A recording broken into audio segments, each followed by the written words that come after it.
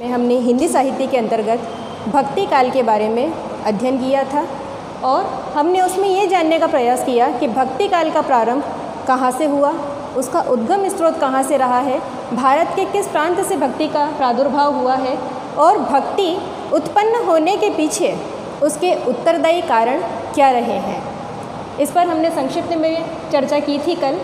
उसके बाद में हमने कहा कि आचार्य रामचंद्र शुक्ल जो हिंदी के प्रसिद्ध इतिहासकार हैं, जिनके बिना हम हिंदी साहित्य के इतिहास के कालखंडों की जानकारी पाना या हम ये भी कल्पना नहीं कर सकते थे कि हिंदी साहित्य के 900 वर्षों के एक विस्तृत इतिहास को मात्र संक्षिप्त 4 कालखंडों में बांटकर आचार्य रामचंद्र शुक्ल जैसे प्रसिद्ध हिंदी साहित्य के विद्वान हमारे लिए उसे इतना आसान, सुगम और सरल बना देंगे।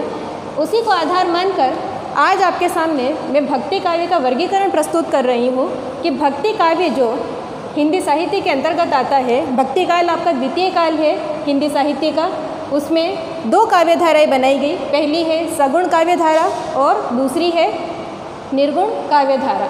सगुण काव्यधारा जैसा कि नाम से ही स्पष्ट हो जाता है, सगुण हिंदी में किसी भी शब्द के लिए जब आपको अर्थ ज्ञात ना हो पाए तो उसका सबसे सरल और सटीक माध्यम ये है कि आप उन शब्दों की संधि करें। संधि के लिए हम शब्दों के क्या करते हैं, एक बड़ा शब्द लेकर उसके 2 या 3 टुकड़े या भाग किए जाते हैं। सगुण अर्थात स संधि गुण, स संधि गुण, ये संधि चिन्ह है यानी शब्दों को जोड़ने का काम करता है। सगुण यानी नाम से ही स्पष्ट हो जाता है कि गुण सहित, यानी जिसमें ईश्वर के गुणों की चर्चा की गई हो कि ईश्वर का रूप, रंग, आकार, प्रकार किस तरह का है, वो किस तरह का दिखाई देता है, किस तरह की लीलाएं उसने संसार में आकर की, वो सगुण काव्यधारा के अंतर्गत उन ईश्वर को पूजा गया है और उन ईश्वर को माना गया है। उसकी 2 उपशाखाएं मानी गई है सगुण काव्यधारा की। उसके अंतर्गत आती है राम भक्ति काव्यधारा और कृष्ण भक्ति काव्यधारा। कल हमने इसी विषय पर चर्चा की थी कि मैंने आपको बताया था कि भक्ति का उद्गम सर्वप्रथम दक्षिण भारत से हुआ है। आदि गुरु शंकराचार्य उसके प्रवर्तक माने गए हैं। उसके बाद में रामानुजाचार्य आए और रामानुजाचार्य के शिष्य जो आचार्य रामानंद हुए, जो कबीर दास के गुरु जो माने गए हैं आचार्य रामानंद, वो दक्षिण भारत से हिंदी का उद्गम स्रोत जो उत्पन्न हुआ था और जिसको शंकराचार्य जी ने प्रारंभ किया था, उसको वो उत्तर भारत में लेकर आए थे। यहाँ ये स्पष्ट होने के बाद ये जानना हमारे लिए बिल्कुल आसान और सरल हो जाता है कि राम भक्ति का प्रारंभ सबसे पहले हुआ। दक्षिण में 2 वर्ग थे, जिनमें एक शैव और दूसरे वैष्णव थे। शैव भक्त जो थे वो जिन्हें आलवार और नायनमार कहा जाता था। आलवार भक्त तमिल भाषा में वैष्णवों को कहा जाता है जिनके आराध्य कृष्ण होते हैं, और नायनमार यानी कि शिव भक्त यानी शिव के उपासक जो भक्त हैं उनको नायनमार संत कहा जाता था।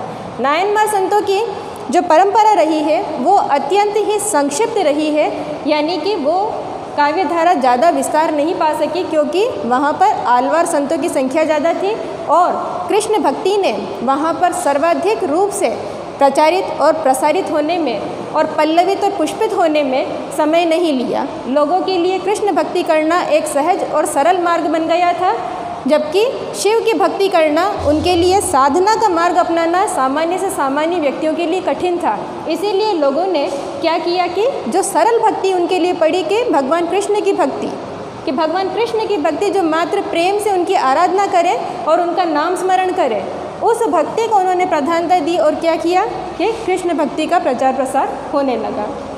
राम भक्ति जब उत्तर भारत में प्रारंभ हुई, रामानंद ने जब इसे प्रारंभ किया, तो राम भक्ति के लिए सबसे पहले जो प्रसिद्ध राम भक्त कवि जिनका नाम हमारे मन में सुनते ही जैसे ही राम भक्ति की बात चर्चा होती है तो हमारे दिमाग में सबसे पहला नाम आता है आचार्य तुलसीदास का। भक्ति काल के राम भक्ति शाखा के सबसे प्रसिद्ध कवि।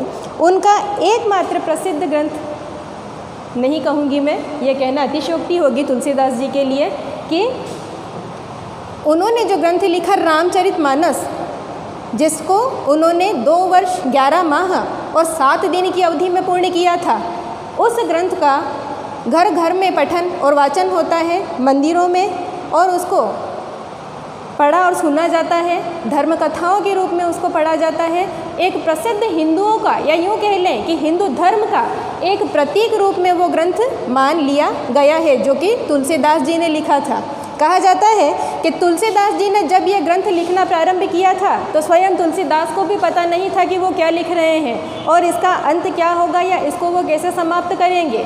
लेकिन एक किंवदंती है तुलसीदास जी के लिए कि जैसे जैसे वो लिखकर एक एक उसकी प्रति लिखकर या एक एक उसका खंड लिखकर रात को जब वो विश्राम करते या रात को जब सोते थे तो भगवान शिव स्वयं प्रकट होते थे और उनकी वो प्रति लेकर गायब हो जाते थे, यानी कि उसे छुपा देते थे।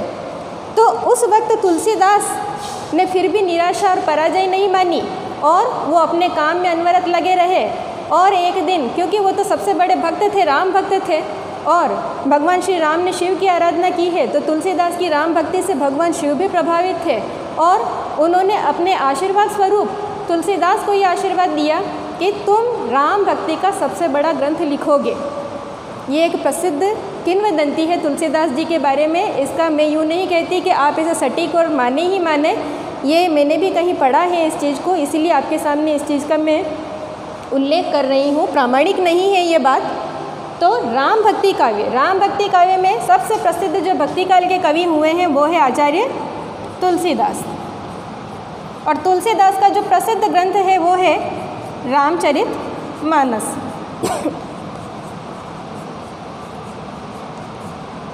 रामचरितमानस यानी राम के चरित को मानस में संजोकर, मानस होता है आपका मन, आपकी आत्मा, यानी तुलसीदास के मन में राम का चरित्र जिस रूप से था कि उनके राम सौंदर्य के प्रतीक हैं, उनके राम शील के प्रतीक है, शील अर्थात सौम्य स्वभाव,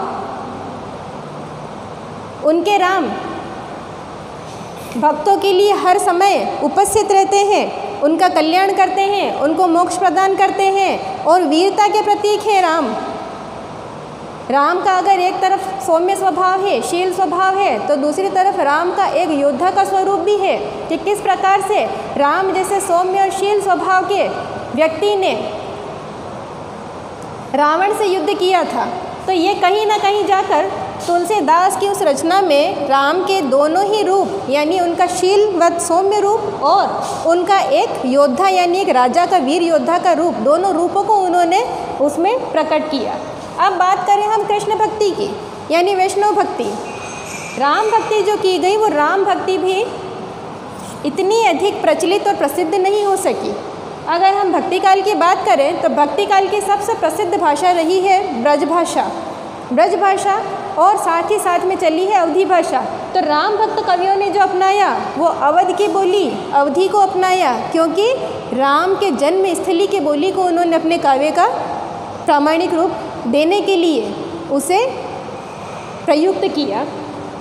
तो तुलसीदास ने जो अपना ग्रंथ लिखा रामचरितमानस वो अवधी में लिखा।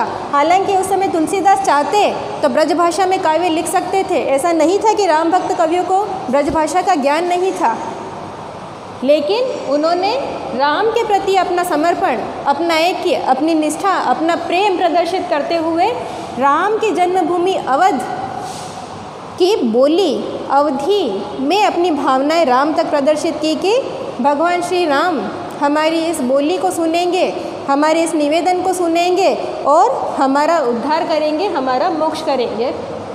कृष्ण भक्ति काव्य की दूसरी परंपरा चली है सगुण काव्य धारा में कि कृष्ण भक्ति काव्य।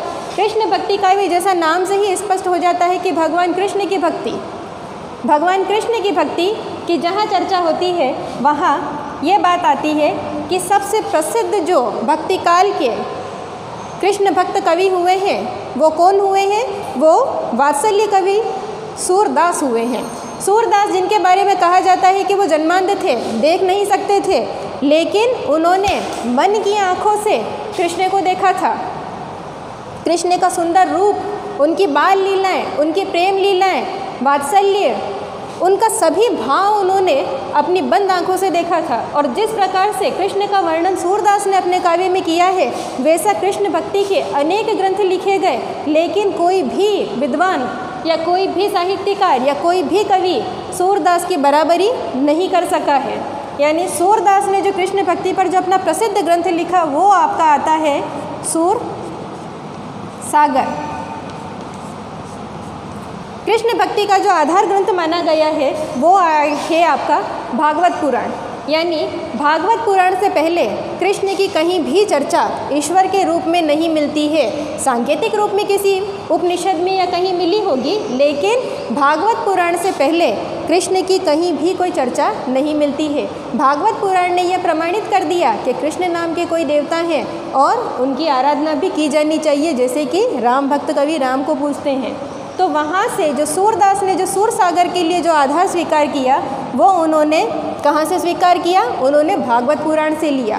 भागवत पुराण एक बहुत बड़ा ग्रंथ है, बहुत विस्तृत ग्रंथ है, उसके बहुत सारे स्कंद है। स्कंद यानी भाग, खंड।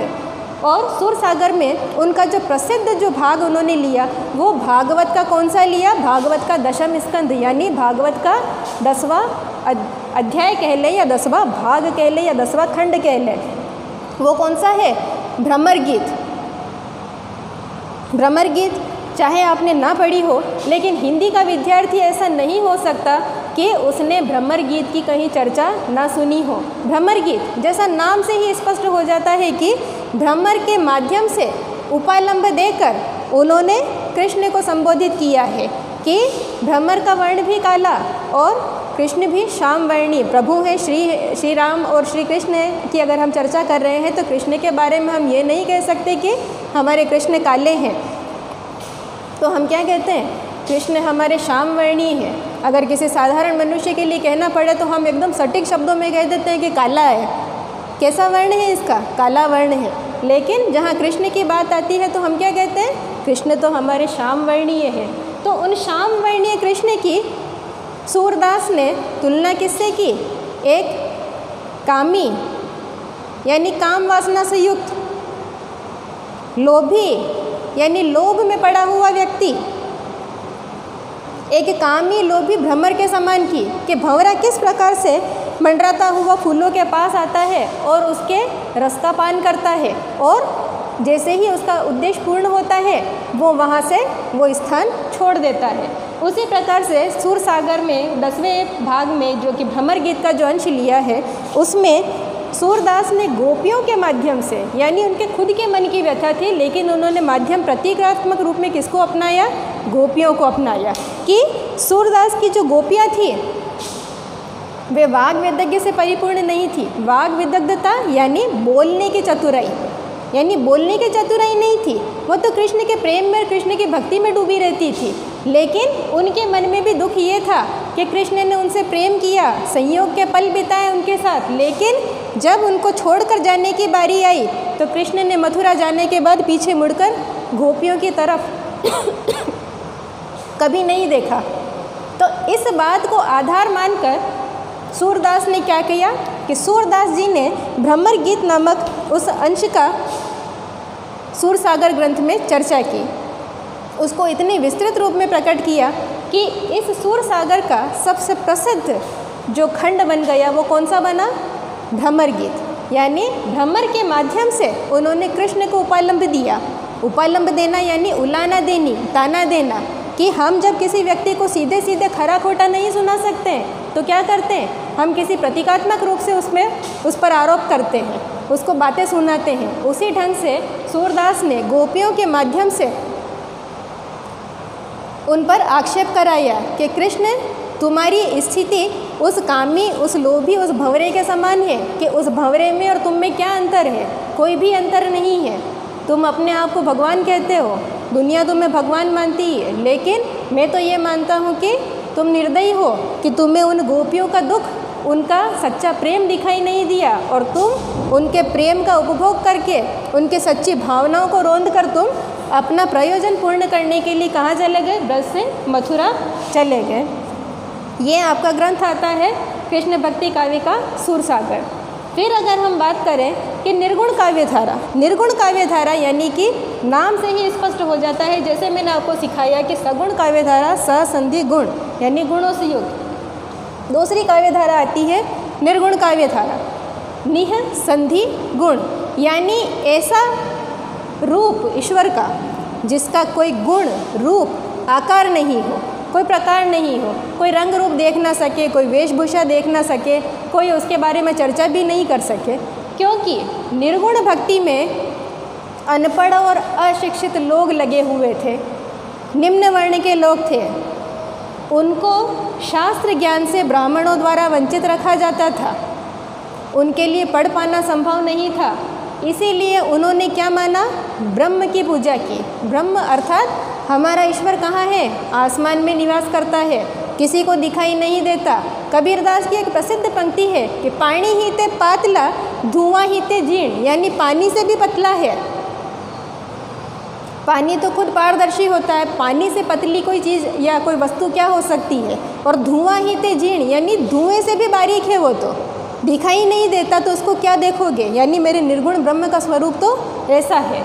यानी जो कबीरदास ने कहा उसी को आधार मानकर निर्गुण काव्यधारा चली है कि निर्गुण काव्यधारा में ईश्वर का कोई रंग रूप आकार नहीं होता, अजन्मा होता है, अनादि होता है, यानी जिसका कभी अंत ना हो, और अजन्मा होता है।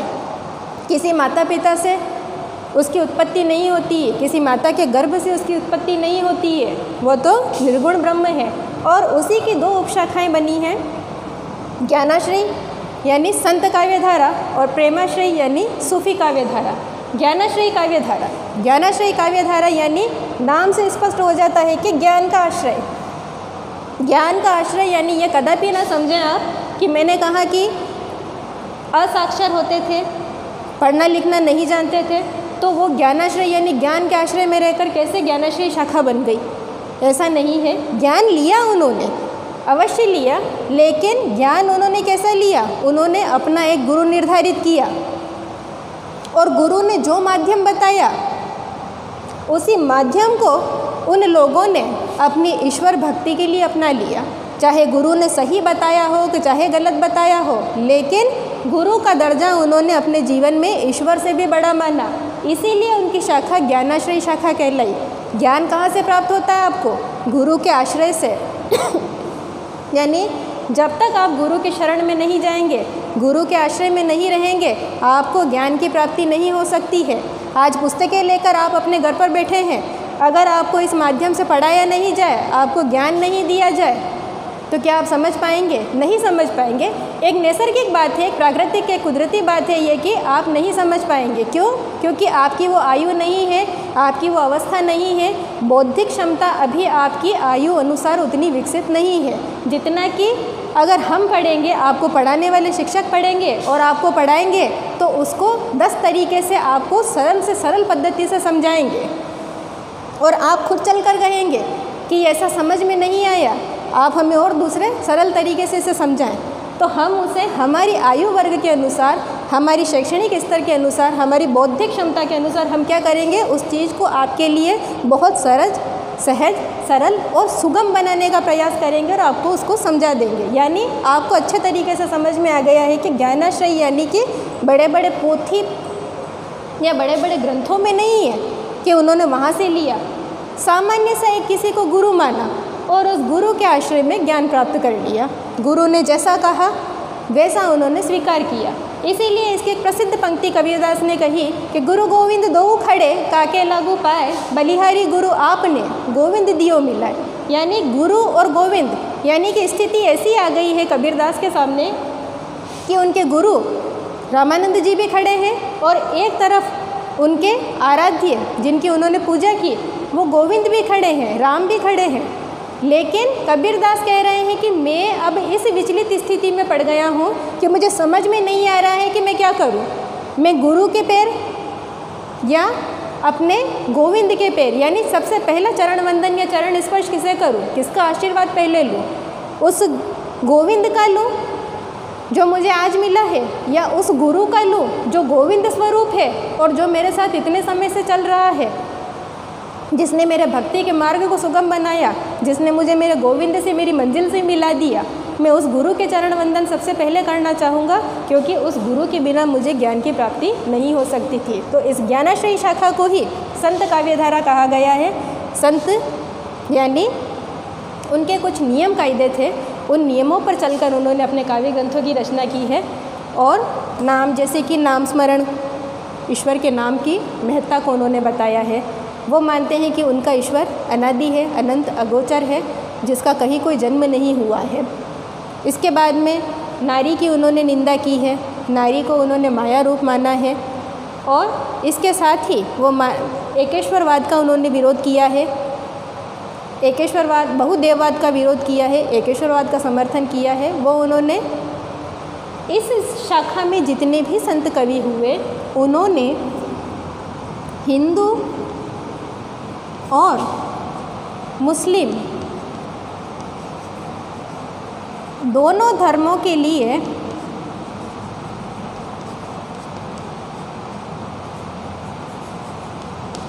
समानता का अधिकार दिया। समानता का अधिकार से आप क्या समझते हैं?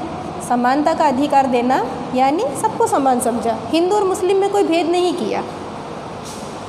कबीरदास के बारे में कहा जाता है कि जन्म से जुलाहे थे, कहीं कहीं ये भी आता है कि जन्म से ब्राह्मण थे, लेकिन मुस्लिम परिवार में उनका पालन पोषण हुआ था।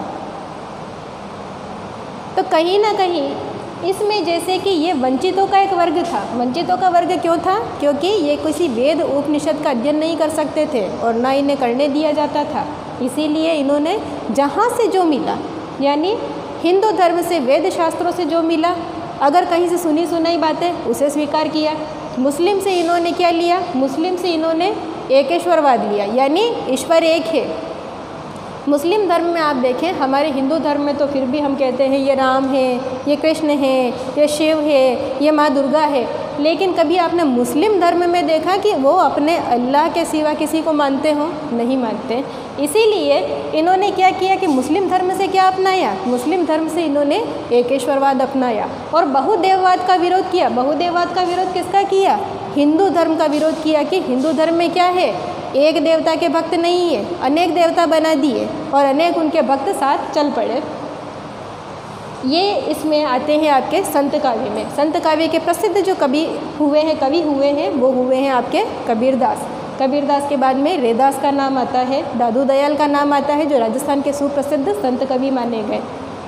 इसके बाद में निर्गुण काव्य धारा की अंतिम धारा आ जाती है प्रेमाश्रय। प्रेमाश्रय नाम से स्पष्ट है, प्रेम के आश्रय में पली हुई धारा, यानी प्रेम के सिवा उनको किसी चीज़ से कोई लेना देना नहीं है, कोई सरोकार नहीं है। प्रेम है, मैं हूँ, ईश्वर है और हमारा प्रेम है। तो इस शाखा में ये एक सूफ़ी काव्य धारा है। सूफ़ी काव्य धारा का प्रारंभ ख्वाजा मोइनुद्दीन चिश्ती से माना गया है, जो कि अजमेर में जिनकी जियारत की जाती है, जिनकी दरगाह है, वो उन ख्वाजा मोइनुद्दीन चिश्ती से ये 12वीं शताब्दी में आ गया था ये धर्म यहाँ पर सूफ़ी काव्यों का। और 12वीं शताब्दी में जो सूफ़ी आए, उन्होंने सूफ़ी काव्य की एक परंपरा, एक विकसित परंपरा प्रचलित कर दी कि प्रेमाश्रय यानी प्रेम के आश्रय में प्रेम करो ईश्वर से। इसके लिए आपको कोई कठिनाई आपके मार्ग में नहीं आएगी। और प्रेम में भी उन्होंने क्या किया, जैसे आप जानते हैं कि प्रेम के कितने पक्ष होते हैं? प्रेम के 2 पक्ष होते हैं, संयोग और वियोग। यानी संयोग जिसमें नायक नायिका कह ले, प्रेमी प्रेमिका कह ले, भक्त आराध्य कह लें। आराध्य यानी जिसकी आराधना की जाती है, देवता जिनको आप पूजते हैं उनको क्या कहा जाता है? आराध्य कहा जाता है, जिनकी आराधना करते हैं। तो उसमें कोई दूरियां नहीं रहती, इतना उनका एक मधुर प्रेम होता है। मधुर प्रेम किसी भी रूप में हो सकता है। उस मधुर प्रेम की जो यादें, जो स्मृतियाँ संजोई जाती है, वो प्रेम का कौन सा पक्ष होता है? संयोग पक्ष। और दूसरा पक्ष आता है वियोग पक्ष। वियोग पक्ष में क्या होता है? वियोग पक्ष में नायक नायिका का विछोह हो जाता है, यानी उनमें दूरियां आ जाती है कि नायक कहीं और नायिका कहीं और। तो जो सूफ़ी काव्य में जो प्रेम का जो तत्व अपनाया, इन्होंने कौन सा प्रेम अपनाया? इन्होंने प्रेम का वियोग पक्ष अपनाया। कि सूफियों का मानना था कि वियोग के माध्यम से प्रेम की सच्ची अनुभूति होती है। यानी जितना हम अपने प्रेमी, यानी वो एक सामान्य प्रेम, एक स्त्री पुरुष के प्रेम की बात नहीं कर रहे हैं, लौकिक से अलौकिक। लौकिक से अलौकिक क्या होता है? लौकिक यानी इहलोक, यानी इस जगत में जिसमें हम रह रहे हैं कलयुगी इंसान, वो आपका लौकिक जगत है। यहाँ हम जो प्रेम करते हैं उसको आप क्या कह सकते हैं? दैहिक और भौतिक प्रेम कह सकते हैं। यानी प्रेम कैसे करते हैं? आज के ज़माने का प्रेम कैसा हो गया? दैहिक प्रेम। देखा, आकर्षण हुआ और प्रेम की उत्पत्ति हो गई और कहने लग जाते हैं कि हमें प्रेम हो गया। लेकिन ईश्वर से किया गया प्रेम ऐसा नहीं होता। भौतिक प्रेम कैसा होता है? भौतिक प्रेम जिसमें भोग विलास की आकांक्षा रखी जाए, वासनात्मक भाव रखे जाएं, लेकिन ईश्वर के प्रति किया गया प्रेम दैहिक और भौतिक प्रेम से परे होता है। वो कौन सा प्रेम होता है? आध्यात्मिक प्रेम। आध्यात्मिक प्रेम यानी अध्यात्म में डूबकर किया गया अपने आराध्य से प्रेम, यानी उस परमात्मा से प्रेम करें, उसमें अपनी आत्मा विलीन कर दें, वो आपका आध्यात्मिक प्रेम कहलाता है। और इसीलिए सूफियों ने अपने काव्य में कौन सा पक्ष अपनाया प्रेम का? वियोग पक्ष। और इस वियोग पक्ष में जो उन्होंने प्रेम का वर्णन किया है अपने ईश्वर के लिए, वो उसकी छटा निराली है, जिसका अध्ययन हम इसमें बाद में करेंगे। तो जैसा मैंने कहा कि सूफी काव्य में सबसे प्रसिद्ध जो कवि हुए हैं वो हुए हैं आपके मलिक मोहम्मद जायसी। नाम से आप भली भांति अवगत होंगे इनके कि मलिक मोहम्मद जायसी। और इनका प्रसिद्ध ग्रंथ रहा है पद्मावत। पद्मावत में किसकी कथा है? पद्मावत में चित्तौड़ की रानी पद्मिनी और उनके पति राजा रतन सेन की कथा है कि किस प्रकार से उनका प्रणय हुआ यानी प्रेम हुआ, किस प्रकार से विवाह हुआ, किस प्रकार से विवाह में अड़चनें आई, या विवाहित जीवन जीने के बाद भी उनको किन तरह की परेशानी और समस्याओं का सामना करना पड़ा। उन सब का विस्तृत वर्णन जायसी ने अपने पद्मावत में किया।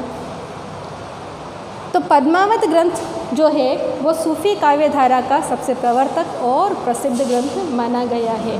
यानी अगर आपको सूफी काव्य का अध्ययन करना है और सूफी काव्य को समझना है, और एक मूलभूत इसकी जो बात है कि सूफी काव्य को आप कैसे समझेंगे, तो सूफी काव्य को आप ऐसे समझेंगे कि ये लौकिक प्रेम के माध्यम से अलौकिक प्रेम की बात करते हैं, यानी जमीनी प्रेम यानी स्त्री पुरुष के प्रेम से लेकर ये आध्यात्मिक प्रेम की बात करते हैं कि जो पद्मावत के नायक नायिका थे रतन सेन और पद्मिनी, जो पद्मावती जिसे कहा गया है, उनका एक लौकिक प्रेम था, सामान्य स्त्री पुरुष थे। लेकिन प्रतीकात्मक रूप में जायसी ने क्या किया, उन्हें एक देवी देवता के रूप में किया कि एक परमात्मा एक देवी है और एक देवता के रूप में उन्हें चित्रित किया, जो कि सामान्य लोगों के गले नहीं उतरता है। लेकिन उन्होंने प्रतीकात्मक रूप से उन्हें एक सामान्य स्त्री पुरुष नहीं, देवी देवता के रूप में प्रकट किया है। जैसे हम हिंदी में लौकिक और अलौकिक प्रेम कहते हैं, उन्हें सूफी क्या कहते हैं? इश्क मजाजी और इश्क हकीकी। इश्क मजाजी यानी इश्क का मिजाज होना, जो लौकिक प्रेम है, जैसे कि आजकल आप लोगों को चलते फिरते हो जाता है, वैसा वाला इश्क मिजाजी। और इश्क हकीकी यानी हकीकत में प्रेम, यानी वास्तविक प्रेम, सच्चा प्रेम, निष्ठावान एक निष्ठ प्रेम किसे कहते हैं? जो परमात्मा से किया जाता है। आत्मा और परमात्मा का जो मिलन होता है, जो प्रेम किया जाता है, वो आपका वास्तविक प्रेम कहलाता है। तो आज हमने भक्ति काव्य की मूल रूप से की गई दो शाखाएं, सगुण काव्य धारा, निर्गुण काव्य धारा, और उनकी की गई दो पुनः उपशाखाएं कि राम सगुण में आती है राम भक्ति काव्य धारा, कृष्ण भक्ति काव्य धारा, निर्गुण में आती है ज्ञानाश्रय यानी संत काव्य धारा, दूसरी आती है प्रेमाश्रय यानी सूफी काव्य धारा। इसका अध्ययन किया है। कल हम इनकी प्रवृत्तियों के विषय में चर्चा करेंगे। धन्यवाद।